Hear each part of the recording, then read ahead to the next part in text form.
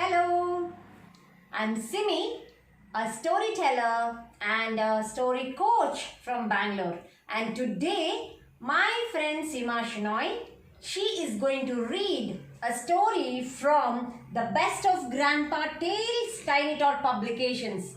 Just enjoy listening to her story. And I must tell you, thank you for all the calls, that messages that I have reached. Oh my God, how did you do that? You'll get all the reply in few days. Thank you so much. Thank you, Simmy. Thank you so much. And today I'm going to narrate a story. The name of the story is The Notorious Animals. Once a fox and a wolf got into a petty argument. Soon the argument grew into a fierce fight. They decided to go to the law court for justice. Both the animals told their story to the monkey the judge. After hearing their stories, the monkey judge grew thoughtful. So finally the monkey judge read out his judgment. He said, well, all I know is that the foxes are very clever and mean.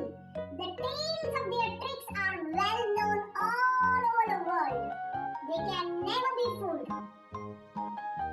The fox will thus be punished for falsely accusing the wolf. On hearing that, the wolf looked proud, but then the monkey judge continued. Wait. On the other hand, the wolves are not less cruel than the foxes. They cannot be less cruel than the foxes. They can never be trapped with a flattery or tricks. I'm sure the wolf is also lying. So he is also fit to receive the same punishment. So neither the fox nor the wolf could win the case. Because of their notorious reputation, both of them got the punishment. Please like, share, subscribe. Simmy's Kutumb. Thank you. So I'm sure that you'll like today's story. Kindly keep your comments going on. That really keeps both of us going on and on. I'll keep you updated with all the secrets as I told you after a few days. Thank you so much.